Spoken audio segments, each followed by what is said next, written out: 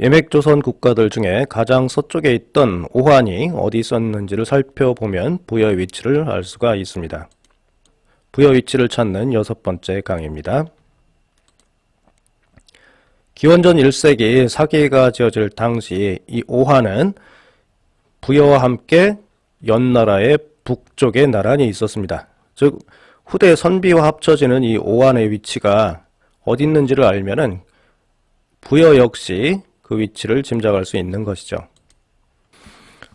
현재 학계에서는 이 부여와 나란히 있던 오한의 위치를 현재 요하 기준 서쪽에 위치시키고 있습니다. 이에 비해 제가 비정하는 오한과 부여는 여기입니다. 기원전 1세기 한나라 당시 연 지역은 요동과 상곡, 요동과 이 상곡 남쪽에 있었어요. 즉 요동과 상곡 북쪽에 오한과 부여가 있었던 것이죠. 이 오한은 동호, 즉 호라고도 불렸던 이 흉노와는 다른 고조선계 국가입니다. 이 흉노왕 모돈선우가 예맥조선을 공격하던 기원전 209년에 이 오한은 멸망을 해요. 근데 그 남은 사람들이 오한산을 근거로 국가를 유지시킵니다. 이 흉노의 멸망에서 이주한 이 오한에는 죽은 자들의 영이 돌아간다는 신령한 산이 하나 있었어요. 그 산이 바로 붉은색을 띠는 적산이었습니다. 이 적산, 즉 붉은산은 요동에서 서북쪽으로 수천리 떨어져 있었다고 그래요. 즉 요동에서 서북쪽으로 수천리 가면은 적산이 나오고 그 인근에 오한이 있었던 것이죠. 그런데 현재 그 위키백과를 보면은 적산이 있던 오한의 위치가 현 요동과 수천리 떨어져 있는 것이 아니라 요동과 붙어 있습니다. 이곳이 오한이 아니란 얘기예요. 1785년 청나라 시기 지도를 보면은 오한에 있다는 적산, 즉 붉은산이 현 호화호특시 서쪽에 있는 것을 알 수가 있습니다.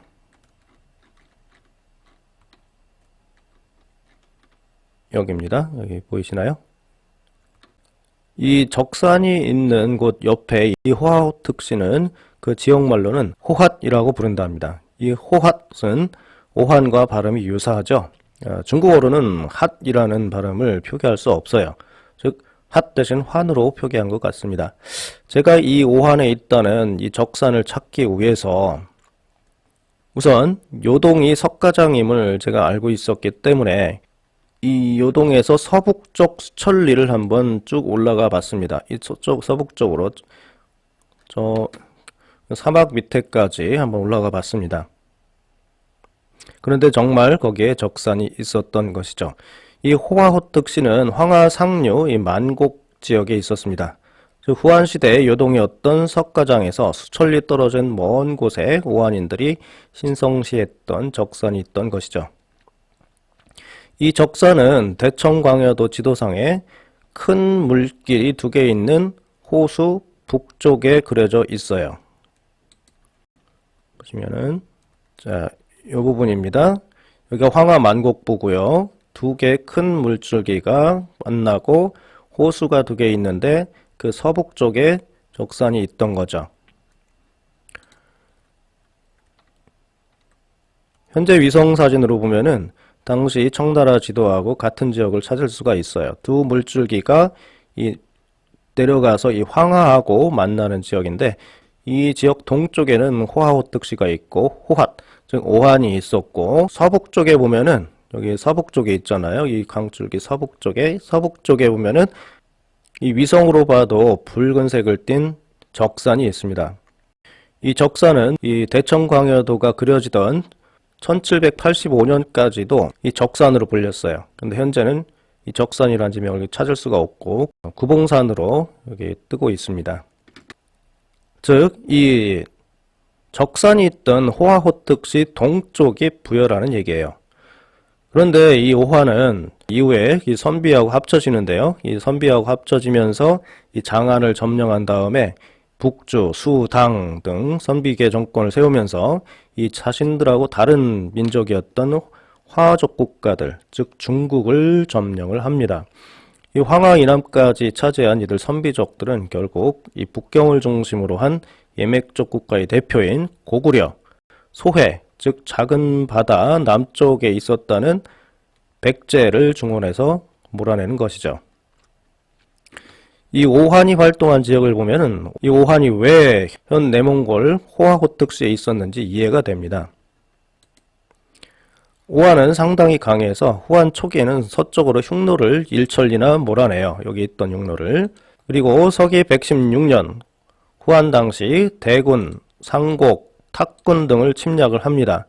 이 오한이 공격했던 대, 상, 탁 이 지역들을 보면은 이 순서를 보면은 이 동쪽이 아닌 현재 우리는 이쪽으로 알고 있잖아요. 이쪽에서 공격한 게 아니라 이 서북 쪽에서 공격한 것을 알 수가 있는 것입니다. 이 대군, 상곡군, 탁군 이 대상곡이 이쪽으로 뻗어 있어요. 즉 오한이 이 동북 쪽이 아닌 서북 쪽에서 차츰 공격을 했던 겁니다.